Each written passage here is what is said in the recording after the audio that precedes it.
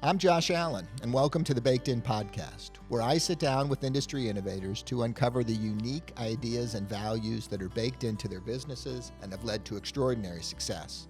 This podcast is presented by Busey Bank. As both my business and personal bank since 2007, I'm super appreciative of their support, which really falls right in line with how they approach business. The idea of delivering the customer experience of a small community bank with all of the efficiencies, products, technology, and resources of the nation's largest banks. I think they pull it off with a great team with a strong dedication to their customers and their community. Busey Bank, building business, growing wealth since 1868.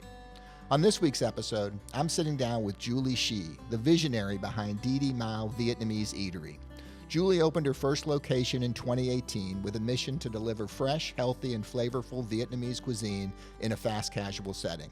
8 years later, she's making bold moves, relocating her Webster Groves restaurant into a stunning 6,000 square foot space that she and her husband purchased and completely renovated. This isn't just a bigger kitchen and more seating, it's a statement about growth, ownership, and long-term vision.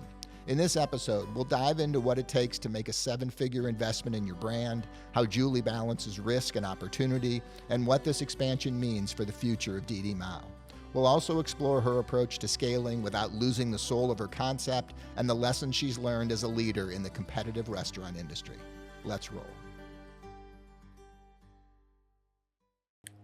So I guess kind of where I want to start is it's a really difficult time for the fast casual restaurant business. I mean, just as we're recording this in the last week, High Point, Steve's on Del Mar, The Fountain on Del Mar, Session in Kirkwood, like there have been a lot of announcements of folks sort of scaling back and closing. Right. And you've kind of doubled down in the last 60 days with an expansion of your original location in Webster. Can we talk about that a little bit? Like, are you seeing something different, or you guys just figured out the secret sauce, or are you nervous and anxious? Like where does that news, I mean, I know what it does to me. We've been in the fast casual business for 25 years also. And, you know, where does that fall for you? Yeah. I mean, when I read all of that, I was scared, I was like, who knows? Like, I get anxious too. I mean, of course, just to see like what the economy is going to do to any restaurants, because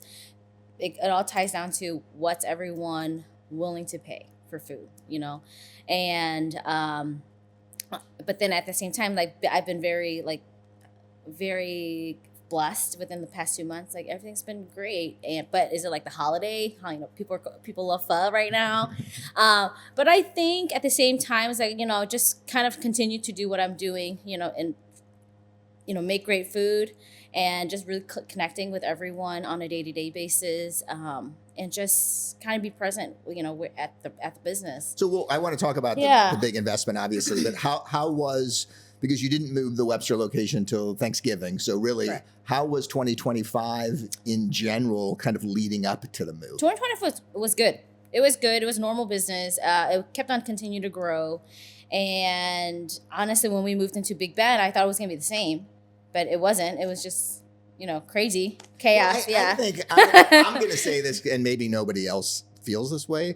That was like the worst restaurant location in the world that you had in Webster. Like, I love that part of Webster. Don't get me wrong. Yeah, it was. You guys were off the beaten path, and it was tough back then. Yeah, it was really hidden, and I feel like when I got in there, people were like, "Well, I hope you survive too." I'm like, "Okay, great, thank you. I hope so too." It was Wasabi before you. It was Sensai. Okay. Yeah, Sensai, and then before that was Sensai was first, and then Forenza Pizza. Oh, right. Yes. That was short-lived, I think. Yeah, it was really short-lived. It happened during COVID, and he had to close down. But I mean, scary. But with that, I was happy that I had the brand with me from Maryland Heights to kind of bring over. So I had some kind of following already when I moved into Webster Groves. So that was good. But then, it was a great, successful 5 years on Allen Avenue. And then when I moved into Big Bend, it was crazier. So you took the old Weber's front row spot, right down the way from our friends at Balkan, and from Lauren down at Balkan, across from the Annex in Frisco, and sort of down on that end of, what is that, Old Orchard? Old Orchard area, And you bought the building. Yes. Right? Yes. Which is new for you. You obviously, I don't believe you owned the two spaces No, previously. it was new for us. A lot of new learnings, building out a whole building and just like the upkeep of it. Like, oh, we don't have to pay triple net anymore. So we have to make sure that, the parking lot stays clean. So like, yeah, lots of new stuff. So did you have, was a lease coming up down the street, or was this an opportunity because of Weber's going out of business and you sort of feeling like you wanted to expand and do more in Webster, or did you sort of have to find a new location and it worked out? Kind of. So our lease was ending in, actually it didn't end. I thought it ended in November, but it actually ends in May 2026. Isn't it funny how you start a lease and then you forget how, I've gone back to read leases plenty of times. I was like, oh, okay. So, but at that time I was like, oh, do we still want to continue here? Because our kitchen we were growing out of that space, and we had like 13 people in the back, and we were just on top of each other. We couldn't find a place to even work, like do prep work. So I quickly went on Google. I found it on LoopNet, and I was like, oh my gosh, it's only 5 minutes away, Weber's Front Row. And we went take a look at that space, and we were like, okay, we have to get it. So we quickly just... And that was a pretty dark...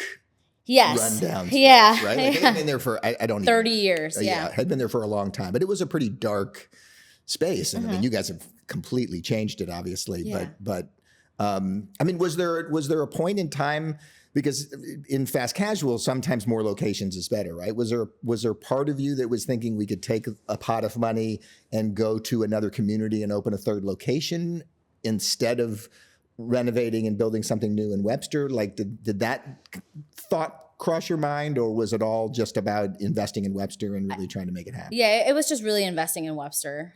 We love the community there, and it's great to see a lot of familiar faces all the time. So just kind of continuing our business in Webster, and we got so lucky with, a great investment that my husband and I can kind of build our future on later down the road, So yeah, we wanted to definitely stay in Webster. So what does owning a building mean to you, sort of personally and professionally? It means a lot. I mean, it's just something that my parents, my parents always taught, like, work hard, work hard, work hard. And this is something that they always continue to engrave in me, because I hated the restaurant industry. I mean, I grew up working in it. There was no weekends. I remember telling my mom, I do not want to do this.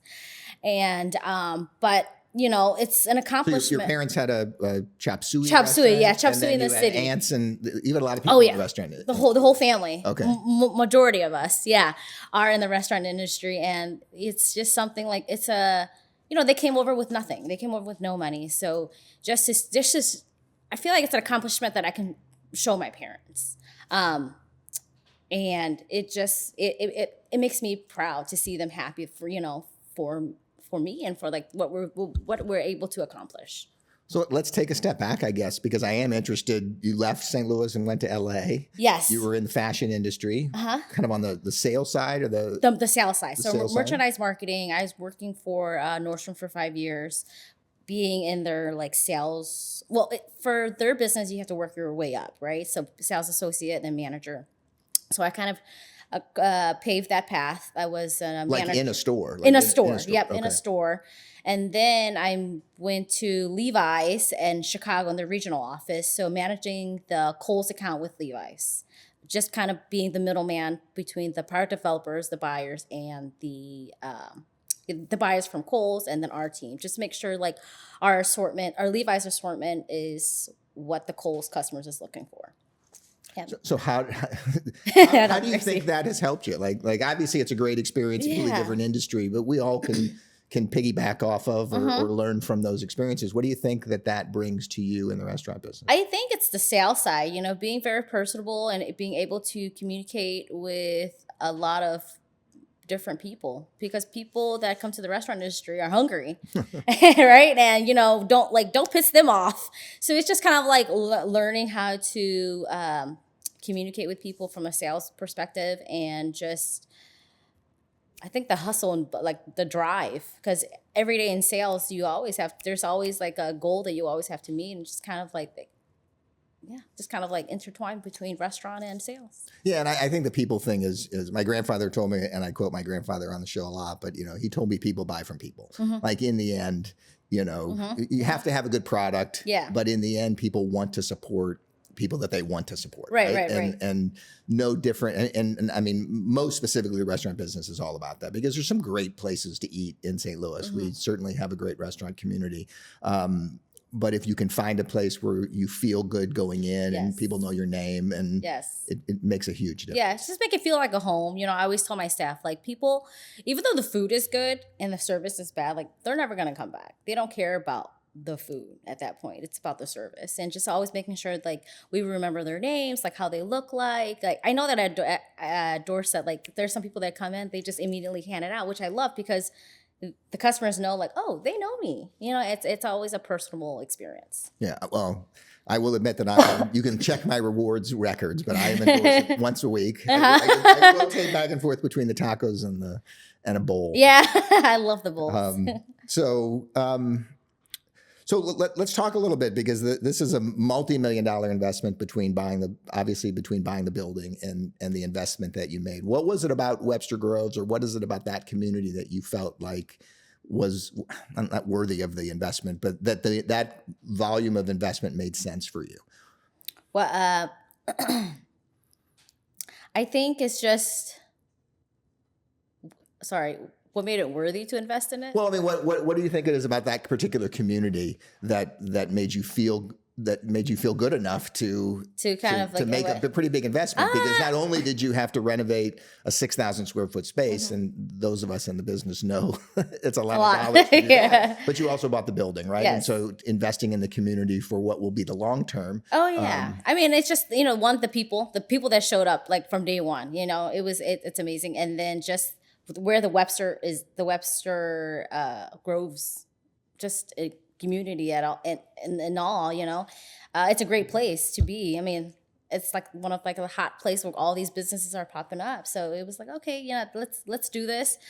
We don't want to open anything else, honestly, right now. Yeah, but yeah, it's just I mean, I don't know how to explain it. It's been amazing. Right. It's been amazing since we opened from day one in Webster. So what's happened? We were talking sort of before we started that you've seen pretty significant growth since you moved down the street. So what has happened you moved right around Thanksgiving. So what's been the response from the community with you making? Oh yeah, they love it. They're like, oh my God, this place is great. But then we do have some people that are like, bring back Weber's front row. I was like, okay, thank you.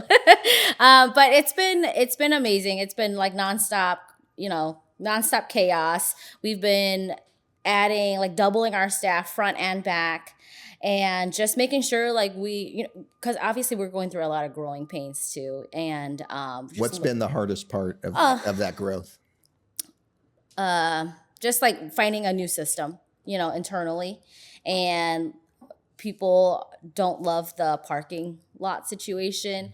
And I'm like, I'm trying my best. Right. I How many spots do you have there? We have 22 spots, but then there's parking on Big Ben, right, and then behind our building. But, a lot of people are just not really happy about that, but it's okay. But yeah, it's been super, super, super, super busy. Right. And finally, we have time to have a moment to figure out. You said the business has almost doubled. Yeah. So have you had to reinvent the system to handle that? Or was it just being bigger? So being bigger didn't just absorb that? No, I feel like we were like, oh, we could go bigger at this point, because at first we were like, oh yeah, this is going to be good for the business that we were doing on Allen. And then next thing you know, it was just like big explosion. We're filling up every single space. Like, it's just insane inside. Is the makeup of the business the same, like to go versus dining in, or did it change because you have a bigger dining space and that part of Webster's different than the other part, or anything? Yeah, definitely our dining has became bigger too, because we have 150 seats. We actually have 100 seats right now, because we thought, like, oh, we're just going to do the first half as our regular business. The other half will be closed for private events. And we can't even do that, because every day it's been filling up 100 seats. So we decide we're going to add on 50 seats, so 150 seats total. That's why in the back we have some empty tables, because we didn't think we were going to be able to use it. But dine-in has definitely doubled. More families. We start to see a lot of families come in, because they know that they're going to have some somewhere to eat, like Right. a place to sit. And which is Allen, which is like 40 seats, Okay. you know? So definitely, doubled or later tripled. So most of the growth has been from people eating in. Yep. Yeah, which is different, right? Which It's is more good. dishes to do. It's Yeah, more dishes to do. More dishes to do, more people to kind of like pre-bus, run food. Yeah, but it's been amazing. Yeah, absolutely. So how do you was the financial strain, was there a financial strain? Were you in pretty good shape in terms of your ability to finance the project? Did it get over like how did it we thought we were. We thought we were. Always think we are. Yeah, exactly. We thought we were. We're like, okay, before we bought it, we're like, okay, this is good. I think we'll have some good cash flow. And then once we started building, we're like, oh, okay, we got to change 3 HVAC systems. Okay, we got to redo all the plumbing because, we tried to save as much as we could, but we couldn't. In the end, I mean, an article that I read said with the exception of the exterior walls, you ended up having to rebuild everything. Yeah, everything. Yeah. But it was good because, I feel like if we try to keep it, it will be so hard to kind of like repair, Sure. At that point, because it's been 30 years old, So, we definitely have some financial struggles, but right now, good thing the business is doing so well that we're able to kind of like, okay, be a little bit better with everything, but definitely watching like what we expand on right now. Sure. So, right. Nothing to expand on right now for sure. What about the stress? I mean, because you couple it with the holidays and like just everything that was going on. Did you guys handle the stress okay? Yeah, I think we did. We came out. I mean, we even hosted, my husband and I even hosted Thanksgiving for our family, which was like 200 people. Yeah. Quite a Thanksgiving host. Yeah. So we did it at the restaurant? We did it at the restaurant. Yeah. It was lots of people. We're like, oh my gosh. And my mom loves to invite the whole St. Louis. So we're like, no. Tame it back. Right. How do you guys, is there, other than revenue and sales, is there a way that you're going to measure the success? Like how do you guys think about success in Webster with the new project? Are there other metrics that you're looking at besides revenue that make you guys feel good, or other ways in which you kind of judge the success of the concept? I think another big part is like our staff, because without without the great staff, it would be so hard to like run and operate a business. So that's why I always like invest in my people and just make sure like they're happy. They're happy where they're working because I see my staff more than I see my family.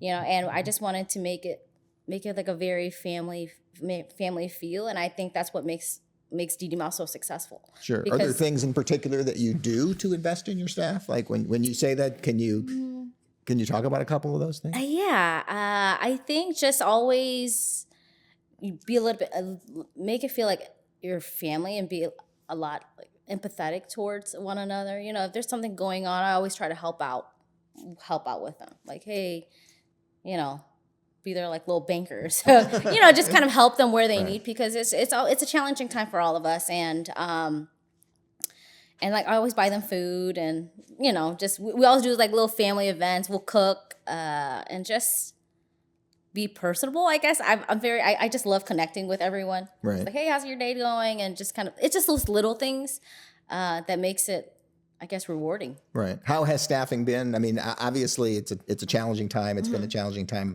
for us, post-pandemic. The world is a little bit different than it was pre-pandemic, plus having to double your staff in a short period of time. How did that go? It was challenging at first to kind of like find people. So I would always ask like, hey, do you know anyone? But right now it's better. But at first it was definitely hard. Are you still hiring? Are you still trying to add to that group? Or? No, not really. I think we kind of filled up everyone already. Yeah.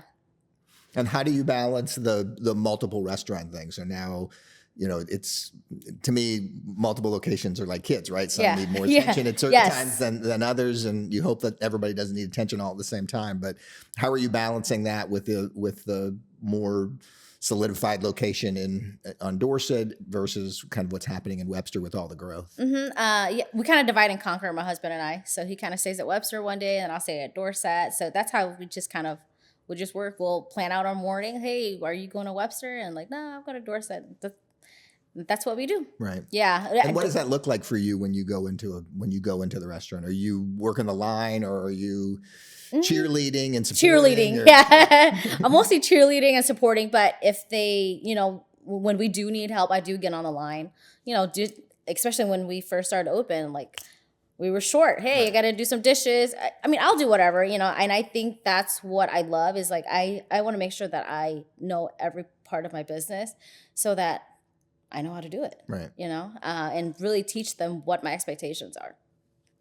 Do you guys, and I know you just said it, so I have to think about how to frame the question a little bit differently, because when you're right in the midst of an opening, it's hard to be thinking about a 5-year plan. But as you look ahead with growth, are you guys thinking about it at all? I mean, when you see the kind of success that you're seeing out of the gate, maybe part of you says, well, we could do this. There are other communities like Webster. Are there other places to go? Right. I mean, we thought about it. We were like, oh yeah, one day we would love to go in St. Charles, but not right now. It's so hard. I'm tired. I don't say this like I am tired. I'm like, oh my gosh, when I go home, I'm like so burnt out from it. But I would say no. But maybe I'll change our. We'll change we'll do our this mind. again in like 3 yeah, years. exactly. We'll change our. You know how it goes. Like Right. Maybe I could do it. Yeah, the first 90 days is Yeah. not, and certainly not right after the holidays. Yeah.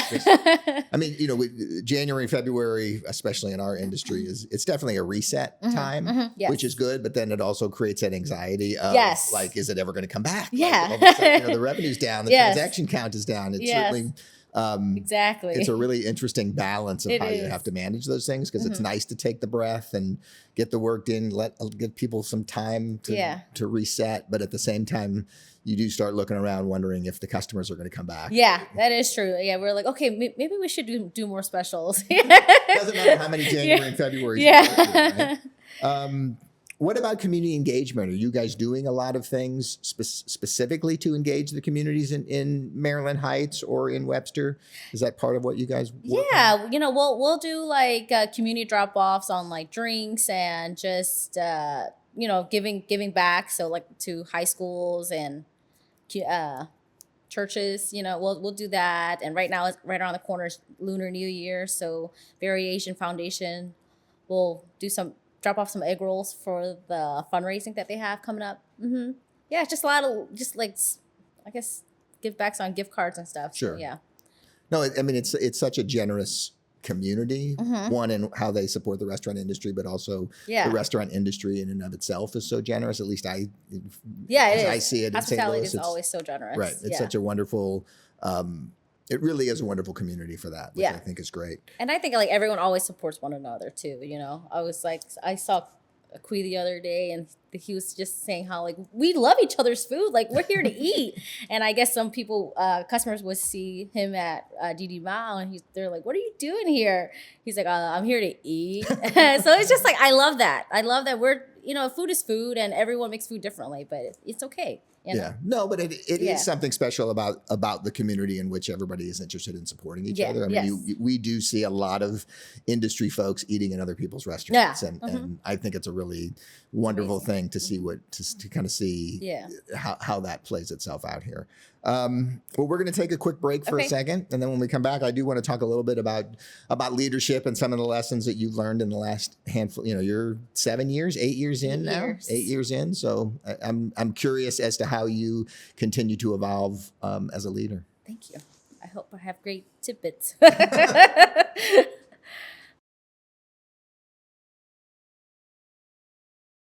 I'm excited to introduce a new partner for the show, the Normal brand, proudly based right here in St. Louis. If you caught episode 67, you heard my conversation with co-founder Jimmy Sansone.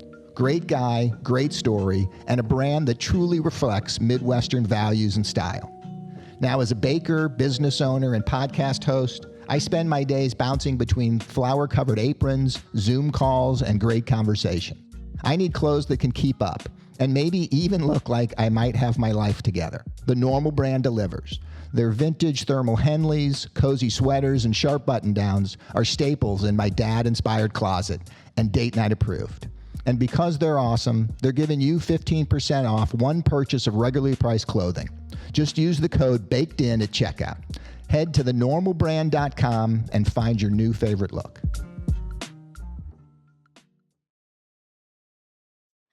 So I think the biggest thing for me that I remember when we went from having our wholesale operation to opening our first cafe and then opening the second cafe, that difference of single unit operator where you can be inside the shop and see everything every day, and as often as you're there, you sort of have it under control. When you go to that multi-unit, when you go from 1 to 2, it changes. Yes. So what was that experience like for you when you opened the second location? When I opened the second location, 'Cause it's been what, 5 years? You opened the second one in 2021. Yeah, I mean, it was sad, because I kind of leave my That's an first. interesting word. It was sad to leave my firstborn for so long, Yeah.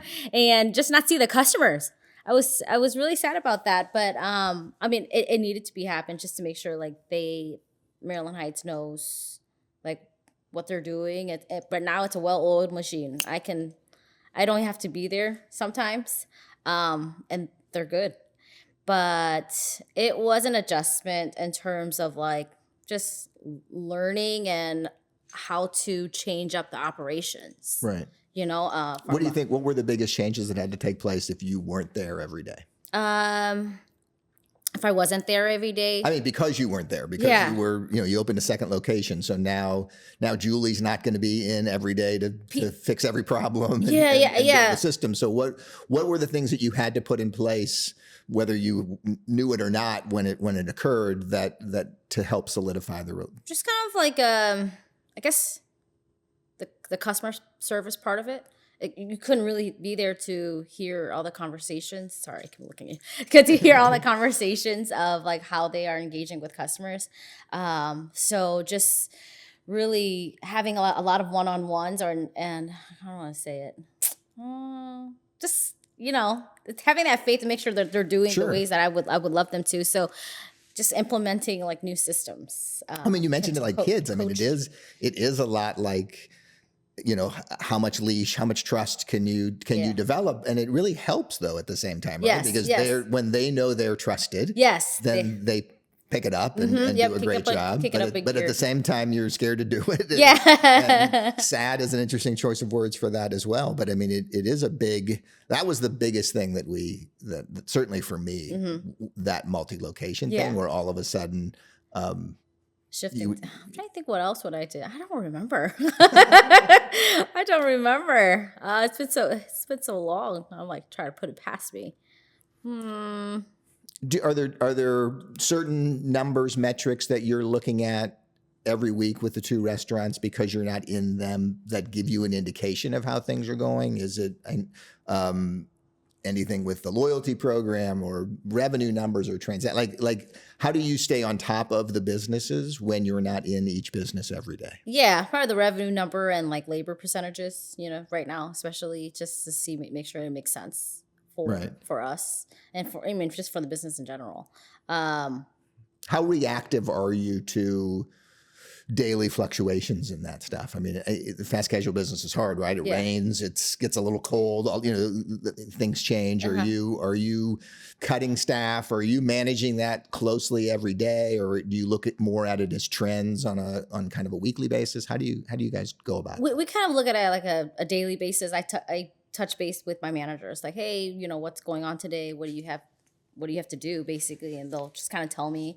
And I'm like, okay, well, we have X amount of people on staff. Like, does it make sense? Do you need them? And then same for the other business. We just kind of make it.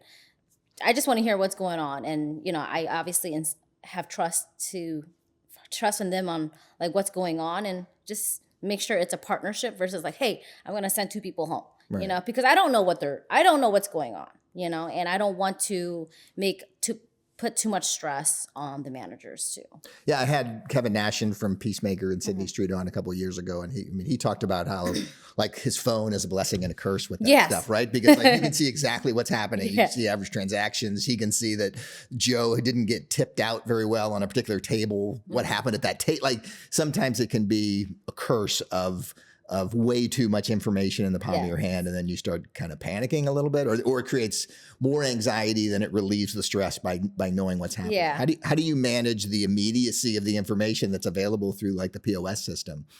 Is that a challenge? Yeah, it is. It is a little challenge. I'm like, okay, I always just pick up the phone, or I'll just kind of like look at the camera. It's like, hey, what's going on over there? And yeah, it's not a good thing. Oh yeah, the cameras are tough too. Yeah, it's not a good thing. It's not a good thing, but I feel like How come that table has been busted? Yeah, yes. And then my husband's like, it's okay, calm down. Like, everything will be okay. Just call him.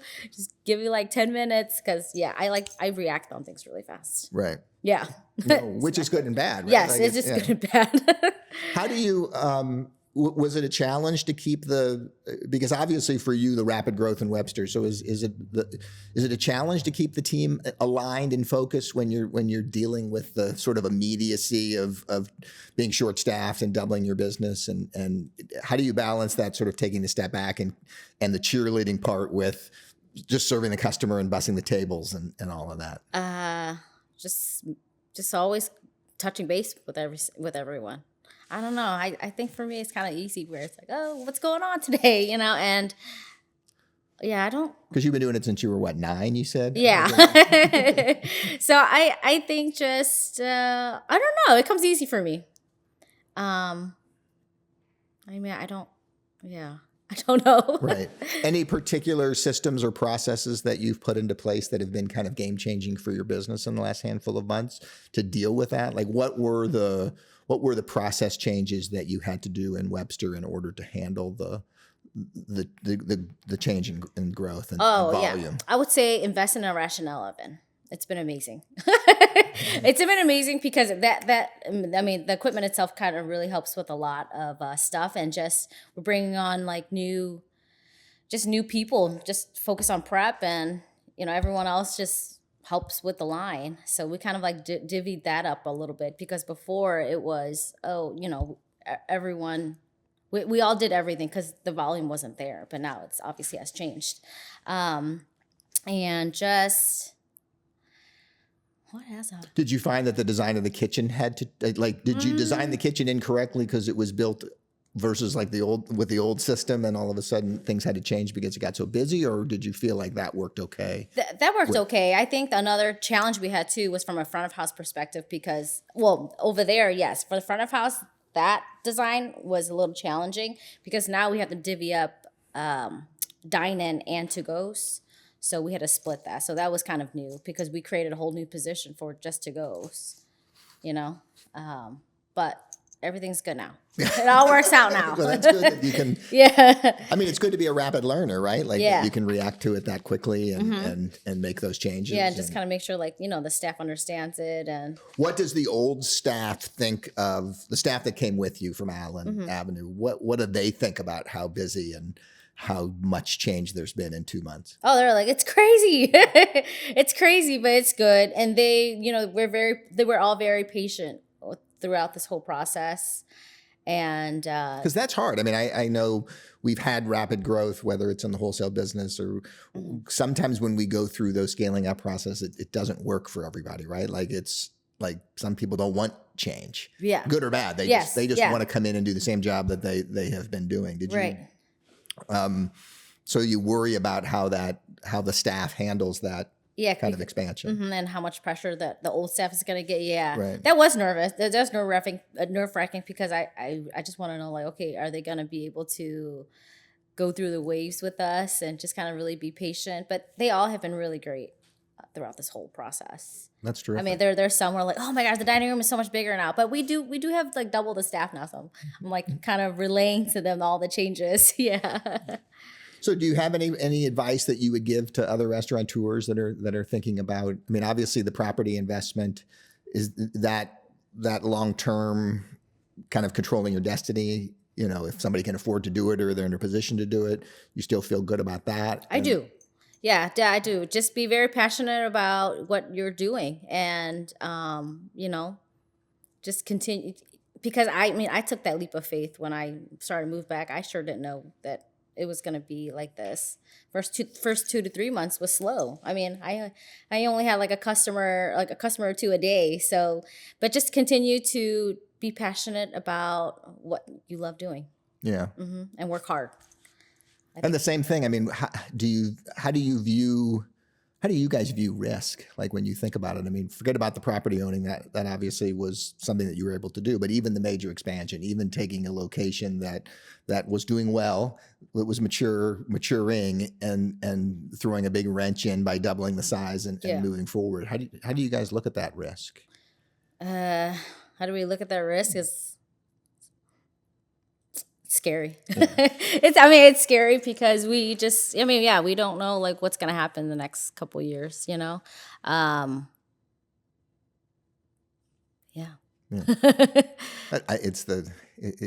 It is what it is, right? Like, Yeah, I think it is. It's a scary thing to do. Yeah. And Sometimes like, oh, are we able to, pay it off? I hope so. But I love these challenges. I always thinking, even though I'm not like really thinking about expanding right now, but I'm always thinking like, okay, what else could we, what other source of revenue could we do to, because I'm always like hustling, like right. making. Because when I read about the location was designed to be able to do private events, Mm-hmm, right? yes. And it sounds like you're going to take a little bit of that space for just everyday dining because the business is there. Will that preclude you from being able to do private events, or is that still something that you guys want to get started in? That's definitely still something in the works, just not right now, because I don't know when we're able to even close for private events because every day it's busy. Right. But yeah, I think definitely one day later, hopefully. Yeah.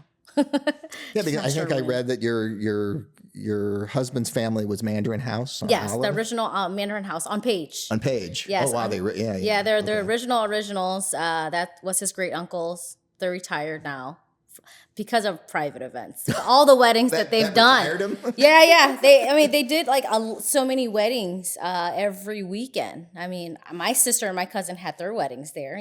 Like the 12 full course menu. And that was originally part of the plan, right? Was to do those? That was part of the plan. So yeah, he's a driver in this, my husband. So I'm like, whenever you're ready on this, I can be too. Okay. Yeah.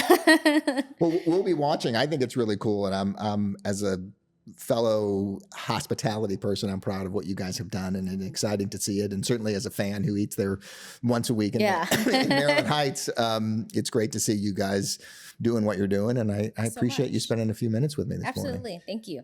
Well, continued good luck. Perfect. I love that. I need it. We all need it. Thank you. Thank you. Thanks so much for joining me today. I can't tell you how much I've enjoyed sharing these insights from folks I truly admire. Be sure and follow the show in your favorite podcast player to be alerted to newly released episodes. And share a comment if you have any feedback or future contributor recommendations.